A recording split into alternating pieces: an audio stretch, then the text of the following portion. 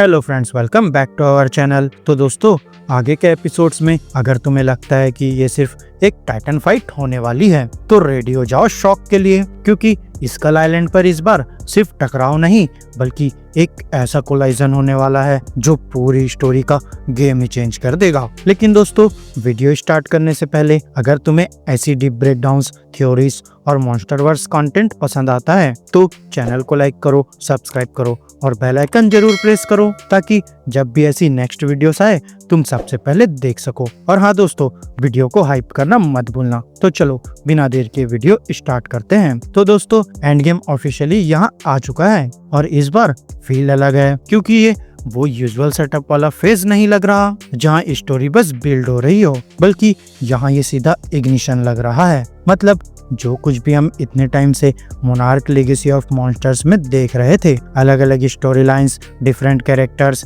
Separate attacks, अब वो सब एक ही जगह कवरेज होने वाले हैं। फास्ट भी, डेंजरस भी और ऑनेस्टली अनअवॉइडेबल भी। और फिर दोस्तों, उस सब का सेंटर पॉइंट है स्कल आइलैंड। अब यहाँ स्कल आइलैंड को सिर्फ लोकेशन समझना गलती होगी, क्योंकि यहाँ ये सिर्फ एक आइलैंड नहीं है जहाँ टाइटन्स रहते हैं, बल्कि दोस्तों ये एक ब्रेकिंग पॉइंट है। क्योंकि जब मोनार्क जैसे लोग डिसाइड करते हैं कि उन्हें स्कल आइलैंड जाना है तो वो नॉर्मल मिशन नहीं होता, बल्कि वो तब होता है जब सिचुएशन ऑलरेडी कंट्रोल के बाहर जा चुकी हो। मतलब दोस्तों, क्लियरली बाकी सारे ऑप्शंस या तो फेल हो चुके हैं या और ज्यादा प्रॉब्लम क्रिएट कर चुके हैं। और फिर अगर आप रिसेंट इवेंट्स देखो, स्पेशली गॉडजिला के साथ जो क्लैश हुआ था, उसने टाइटन एक्स का इशू सॉल्व नहीं किया बल्कि उल्टा उसको और इंटेंस बना दिया। और फिर पहले जो भी बैलेंस था, चाहे थोड़ा फ्रेजाइल ही सही, वो यहाँ अब एग्जिस्ट ही नहीं करता। यहाँ टाइटन एक्स अब रिएक्ट नहीं कर रही बल्कि वो एक्चुअली परस्यू कर रही है, फोकस्ड है, लॉक्ड है सिर्फ एक चीज पर, उसका एग।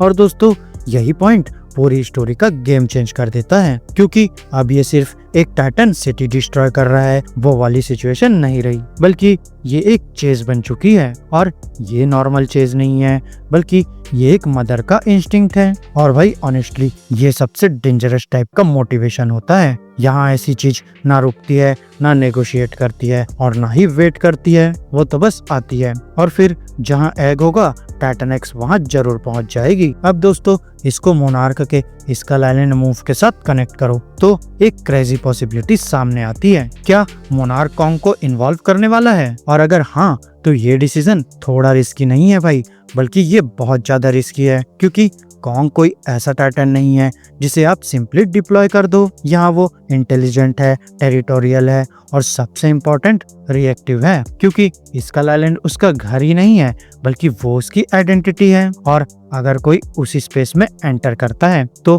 कॉन्ग के लिए वो इंट्रूजन नहीं बल्कि वो एक डायरेक्ट चैलेंज होता है और फिर उसका रिएक्शन अनप्रेडिक्टेबल होता है। अब यहाँ वो कोऑपरेट करेगा या अटैक करेगा इसकी कोई गारंटी नहीं है, और फिर भी मोनार्क वहाँ जा रहा है। इसका मतलब दोस्तों, सिचुएशन सच में काफी सीरियस हो चुकी है। लेकिन फिर यहाँ एक और इंटरेस्टिंग ट्विस्ट आता है कि ये typical hero versus villain story नहीं बन रही। यहाँ कॉन्ग गलत नहीं होगा अगर वो अपनी टेरिटरी डिफेंड करता है, और टाइटन एक्स भी गलत नहीं है अगर वो अपना एग वापस लेने आ रही है। तो यहाँ दोनों अपनी इंस्टिंक्ट फॉलो कर रहे हैं। और जब दो ऐसी फोर्सेस टकराते हैं जिनके पास अपना अपना वैलिड रीजन हो तो आउटकम कभी सिंपल नहीं होता। और फिर अगर कॉन्ग वर्सेस टाइटन एक्स होता है तो ऑब्वियसली वो विजुअली इंसेन होगा, massive scale, brutal hits, pure cinematic moment. लेकिन अगर स्टोरी थोड़ा डेप्थ दिखाती है तो ये सिर्फ फाइट नहीं होगी बल्कि ये मिसअंडरस्टैंडिंग होगी। अब सोचो,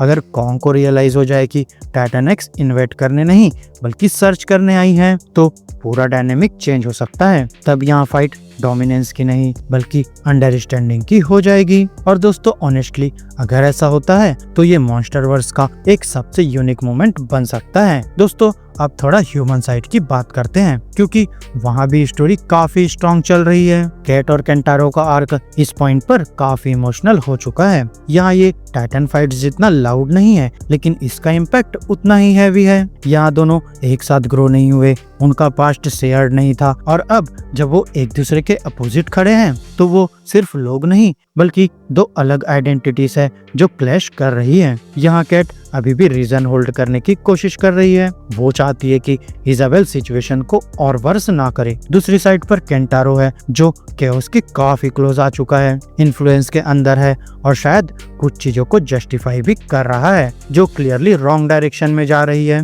और इसी वजह से उनका कॉन्फ्लिक्ट रियल लगता है, सिर्फ डिसएग्रीमेंट नहीं बल्कि आइडेंटिटी क्लैश। लेकिन ऐसे आर्क्स का एंड यूजुअली एक ही डायरेक्शन में जाता है, एक बिग डिसीजन मोमेंट। और दोस्तों यहाँ वो मोमेंट लाइकली तब आएगा जब सब कुछ टूट रहा होगा, टाइटन क्लैश कर रहे होंगे, मोनार्क पैनिक मोड में होगा और सब कुछ आउट ऑफ कंट्रोल लग रहा होगा, और फिर उसी केओस के बीच केंटारो डिसीजन लेगा कि अगर वो एक के क्लोजेट है तो लॉजिकली वो ही एक इंसान है जो ये सिचुएशन एंड कर सकता है। अब इमेजिन करो टाइटन एक्स अप्रोच कर रही है, कॉन्ग रिएक्ट कर रहा है, टेंशन पीक पर है और केंटारो सिंपली एग वापस कर देता है। नो स्पीच, नो ड्रामा, बस एक एक्शन। और दोस्तों उस एक एक्शन से सब कुछ चेंज हो जाता है। टाइटन एक्स का पर्पस कंप्लीट हो जाता है, रेज खत्म हो जाता है और फिर फाइट की नीड ही नहीं रहती। तो ये सिर्फ प्लॉट का एंड नहीं होगा बल्कि ये कैरेक्टर का पे ऑफ होगा, केंटारो का रिडेम्पशन। और दोस्तों इसी मोमेंट से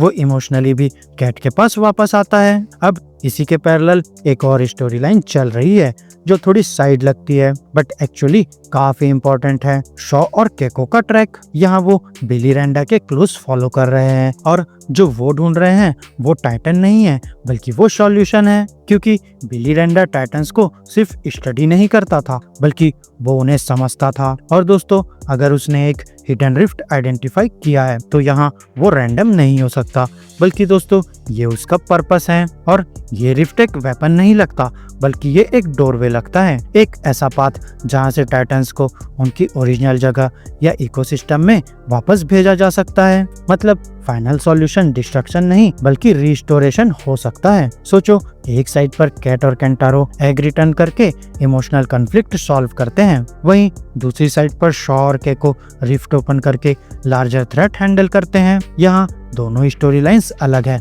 लेकिन एंड में परफेक्टली कनेक्ट होती है। अब दोस्तों लास्ट बात गॉडजिला पे। यहाँ ऑनेस्टली उसका रोल इस पॉइंट पर काफी कंप्लीट लगता है। उसने डिस्टरबेंस फील किया, रिएक्ट किया, फाइट किया, लेकिन यहाँ टाइटन एक्स रुकती नहीं बल्कि वो मूव करती है। तो यहाँ चांसेस है कि गॉडजिला स्कल आइलैंड तक ना आए, क्योंकि कॉन्ग और गॉडजिला के बीच एक अनस्पोकन बाउंड्री है। वो दुश्मनी नहीं है लेकिन रिस्पेक्ट है, और उस बाउंड्री को क्रॉस करना अननेसेसरी कॉन्फ्लिक्ट क्रिएट कर सकता है।